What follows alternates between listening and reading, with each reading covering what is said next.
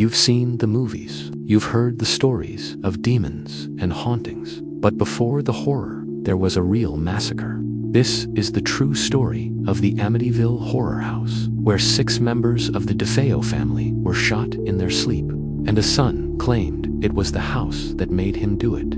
Welcome to the real Amityville Horror, a story of murder, lies, and a media circus that turned tragedy into legend.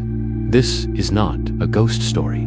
This is a true crime story, one that began with blood, not spirits.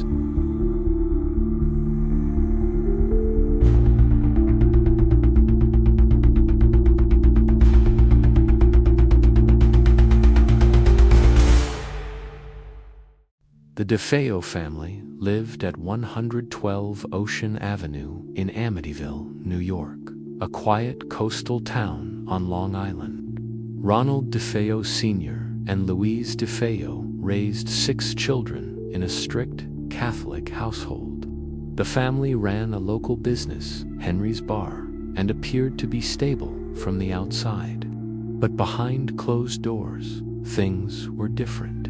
Ronald Sr. was known to be authoritarian and harsh. His eldest son, Ronald DeFeo Jr., had a troubled relationship with him, marked by arguments, violence, and resentment.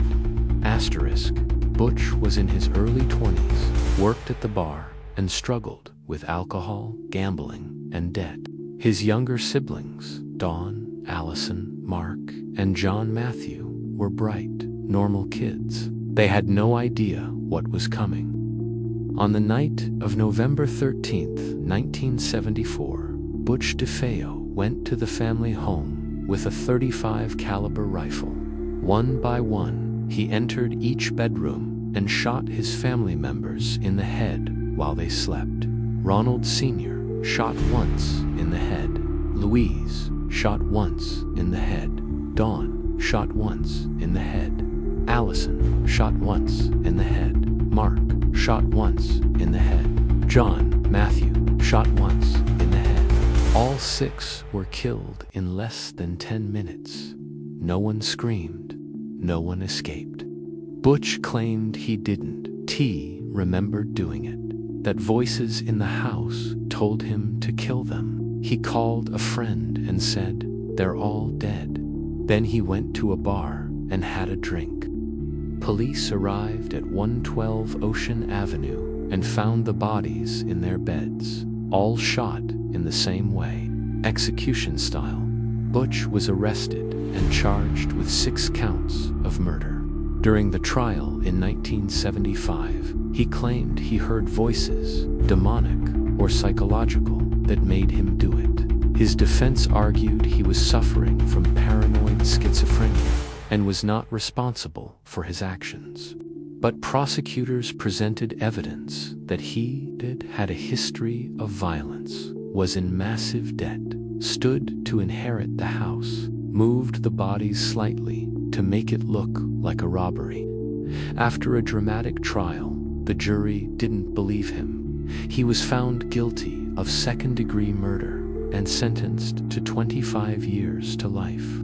He died in prison in 2021, still claiming he didn't do it. In December 1975, less than a year after the murders, George and Kathy Lutz bought the house. They moved in with their 3 children and claimed to experience terrifying paranormal events. Doors slamming, cold spots, a red-eyed pig-like creature, voices whispering, a priest being pushed down the stairs. They fled after just 28 days and later told their story to author Jay Anson. Then came the movies, over a dozen of them. But was it real or was it a hoax? Over the years, investigators, journalists, and skeptics have debunked many of the Lutz family's claims. No evidence of paranormal activity was ever recorded. The priest, who was pushed down the stairs, denied it ever happened. The Lutzes collected royalties from the book and movies, raising questions about motives. George Lutz had a history of mental health issues and fabrication. Many believe the haunting story was a marketing stunt, a way to profit from a real tragedy. The real horror wasn't ghosts. It was a man who murdered his family in cold blood, and a media machine that turned their pain into entertainment. The Amityville Horror House is not haunted by spirits, it's haunted by memory. The real victims were the 6 members of the DeFeo family, murdered in their sleep by someone they trusted. The real horror wasn't in the walls, it was in the heart of a man who chose violence over love. Maybe you've seen the movies, maybe you believed the ghost stories, but now you know the truth.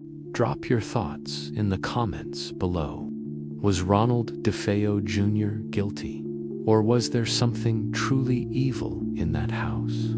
If you enjoyed this deep dive into one of the most misunderstood true crime cases in history, hit that like button, subscribe to the channel, and turn on the bell so you never miss another episode. Next week, we'll be diving into another chilling mystery, the disappearance of Malaysia Airlines flight MH370. So stay tuned, stay curious, and keep solving crimes with us. Until next time, goodbye and good night.